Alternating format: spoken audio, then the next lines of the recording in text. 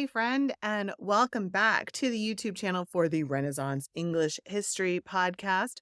I am your host, Heather. I have been podcasting on Tudor England since 2009, 15 years of Tudor podcasts. Today, we are going to talk a little bit about the early questions that existed around the marriage of Henry VIII and Katherine of Aragon. Because believe it or not, there actually were some questions specifically around the idea that Catherine was his brother's widow.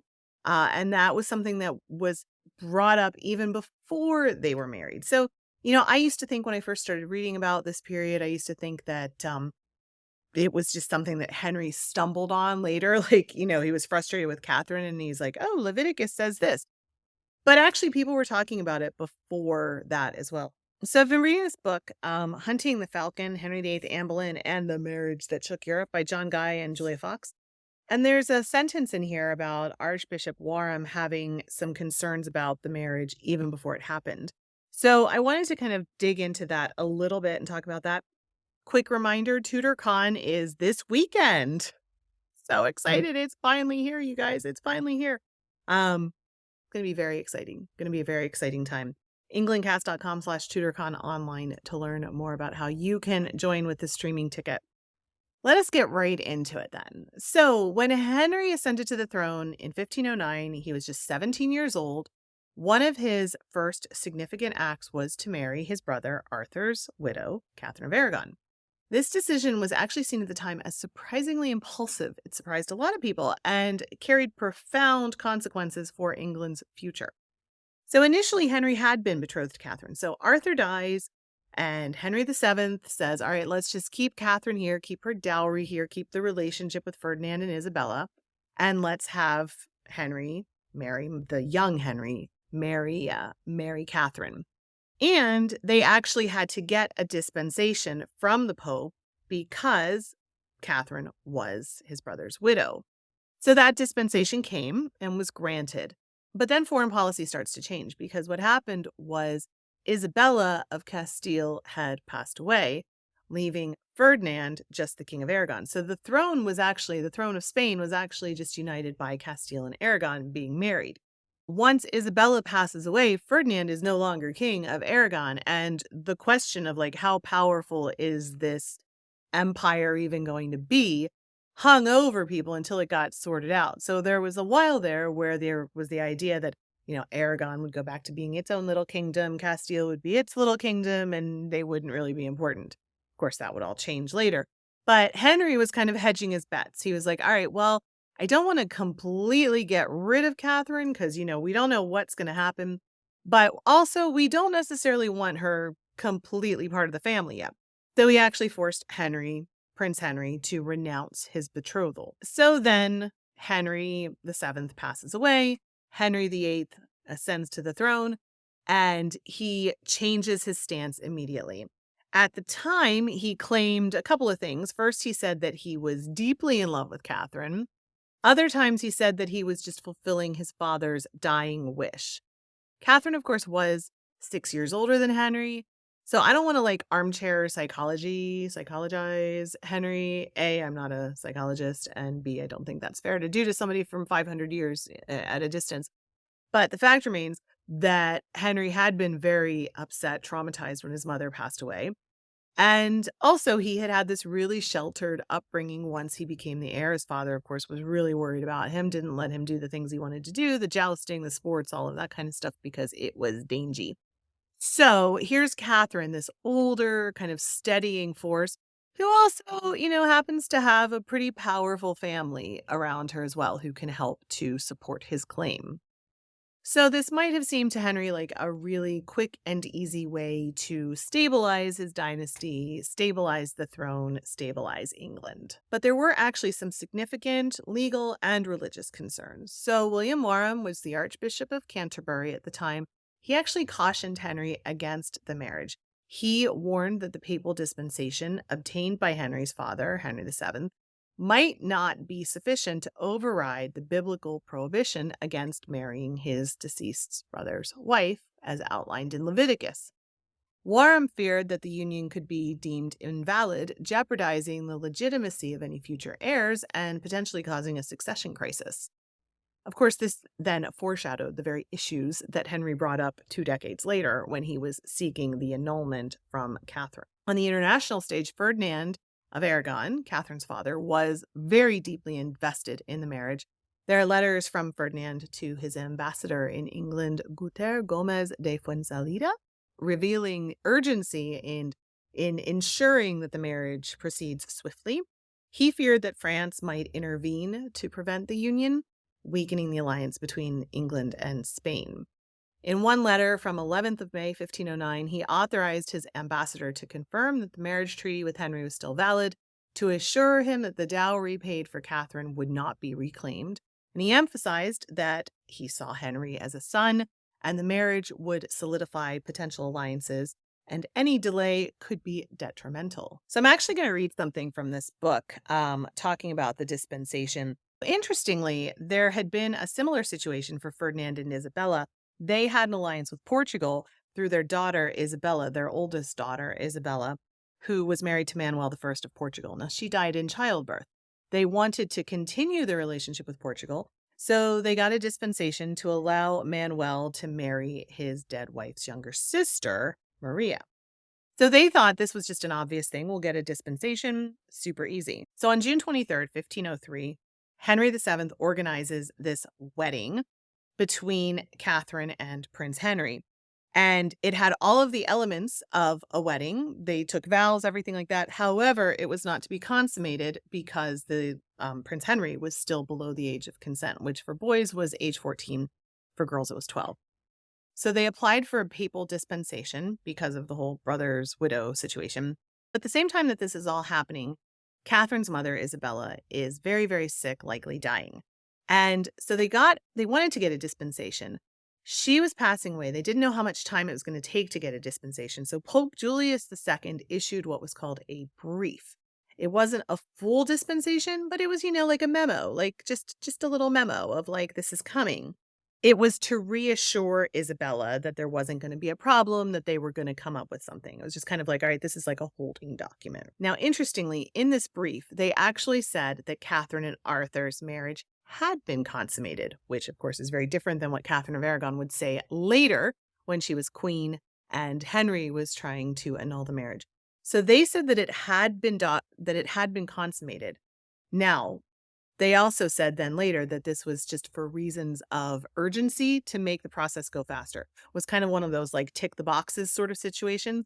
So it's like, let's just tick everything so we get the dispensation, the brief, the permission, and then we can go back and work things out later. So they went ahead and ticked. I guess there was like a, multiple choice, choose the checkbox. Yes, the marriage had been consummated. So tick that box, tick that box. So they ticked the box that it had been consummated. Ferdinand then speaks up and says, well, hey, that's different than what Catherine told me. That's different than what I'm hearing about what happened with the marriage. So then when the final dispensation arrives, it puts in the word perhaps, that the marriage had perhaps been consummated. At the time, in 1503, nobody thought this was going to be a big deal, right? 25 years later, it's a really big deal. And, this is where then all the questions about whether or not the marriage had been consummated had come from this papal dispensation from 25 years earlier. So that's a little bit about the early questions about the marriage between Henry and Catherine. I think it's really interesting that this paperwork was done so shoddily that early on, just for the sake of getting it done, right? Sometimes you have to dot the I's and cross the T's. I'm not the most attention to detail kind of person, but sometimes you got to do that. And if you're dealing with something like permission to marry when it deals with royal houses, you probably want to do that. You probably want to dot those I's and cross those T's. So, yeah, that's a little bit about that. So I just want to share something personal now. I'm going to share. This is like Heather's personal share time. Should make a little graphic to go across. Maybe I'll do that. Heather's personal share. Anyway, so Tudorcon was something I came up with in the summer of 2018. And I say this because Agecroft Hall, where we're having Tudorcon this year, they posted about it on their social media, and there were all these comments of like, oh, this looks like such a fun event. And somebody said, well, why have I not heard about this before? This organization, this Tudorcon organization's marketing is really bad because I haven't heard about it. It's just so funny because it's like me. And I have a group of volunteers who helps me too. I don't mean to minimize that, but in general, it's me.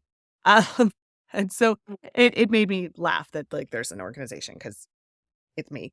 But it made me think about, the idea that this is a real thing and people come to this and they make friends. The people who are the volunteer group that are helping me, they met the first year because they all needed to share rides with each other. And now they've become like this group of besties. And, they're best friends and they met through TutorCon. And I love that. And I just wanted to share the people who come to TutorCon know this story because I always talk about it. I came up with the idea for TutorCon in the summer of 2018. And at the time we were living in Spain and our house had a pool. And I remember so clearly I was out after my daughter was in bed for the night and I was out swimming in the pool. We were on this villa in the countryside. It was beautiful. And I was swimming and I thought, you know what? Like there's like cons for everything. Like I want to go to TutorCon. Is there TutorCon? So I went up to the edge of the pool and I looked on my phone really quickly and I like Googled TutorCon. Is TutorCon a thing? And I was expecting somebody else had probably done it and I would just go. And TutorCon wasn't a thing. And I was like, well, it should be a thing. Like somebody should do TutorCon. That would be fun. And so, then I thought, oh, maybe I could do TutorCon. Huh? And I just find it really moving now that, every year people trust me, a stranger on the internet, to come and put on this event for them. And it's amazing. We have amazing speakers. We have amazing friendships are formed out of it. It's like the best group of people. These people are amazing. And I know I just said amazing a lot, but I go through this kind of love-hate relationship with TutorCon throughout the year because, there'll be periods where I'm like stressed about it. Speakers cancel on me or things happen where, there's questions about like, oh, the caterer said this, but then it's not. And I just get frustrated at certain things throughout the year. And I think to myself, like, oh my God, why am I even doing this? Like, maybe this will be the last one. Maybe I'll stop after this. And I think that I probably have that thought, I don't know, maybe 50 times throughout the year. Like, okay, maybe this will be the last one. This will be the last one. This will be the last one. And then TutorCon happens and it's the best thing ever. And I think, oh my God, this is why I do this because this is the best thing ever. It's so much fun to hang out with tutor nerds. Like this is why I wanted to go to TutorCon because this is so much fun. And so then I say, okay, we're doing it again. And TutorCon next year, I say this because TutorCon next year, we already have it scheduled. It's October 3rd through 5th, again at Agecroft Hall. So you can mark your calendar for October 3rd through 5th. Tickets will go on sale. I'm going to give the people who are attending this weekend, the first dibs at tickets. And then I'll have some information for people for next year, after this year. But you can pencil it in if you want to come to TutorCon next year. If you missed it this year and you want to come next year, October 3rd through 5th. And I just, I schedule these dates and I sign contracts and I say like, okay, we're going to make it happen. And then I think, oh God, why did I do this again? But I did it again because it's awesome, because it's super fun, because this community is amazing. I just said amazing like a whole lot. But because it really lights me up to hang out with a bunch of other tutor nerds for 3 days, and learn and have these new friendships. And I guess just I'm really honored and I'm filled with gratitude that so many people come, because then it can happen, because it wouldn't happen if nobody came, because then it would be me spending a bunch of money to like rent a space and be in a room by myself. That would be really boring. I don't know. I mean, I guess me in a room by myself, I'd find something to do to amuse myself, but it wouldn't be TutorCon and it wouldn't be so much fun. So I am very, very grateful and very, very excited for this year. And just thank you to everybody who comes and who makes it happen and participates, and the speakers and the volunteers and everything. It's just super, super amazing. This is like every time I say amazing, I'm going to ring a bell once I go back to edit this. It's going to be the amazing word count editor thing. I should make that a drinking game. Every time I say the word amazing, you have to take a drink of water. This is another one of those mugs. Last week I shared I had an autumnal one because I get them at Michael's and they have the like vinyl stickers you can put on them. This is another one that I'm using with these like cool little celestial things. I'm really a big fan. And they're just my Heather's knockoff Stanleys that she makes from Michael's, and I like them. All right, this went sideways in a bunch of different ways, but look, we got through it. You are here. I am here. I'm going to stop recording, but thank you for being here. I appreciate you. You are deeply loved. I'm so glad I share the planet with you. Don't forget to drink your water, no matter how you're drinking it, no matter what kind of a vessel you are using to drink your water. Drink your water. I will be back again soon. Stay tuned on this feed for lots of highlights from Tudorcon coming up over the next couple of weeks as well. All right, friends, I'll talk to you soon.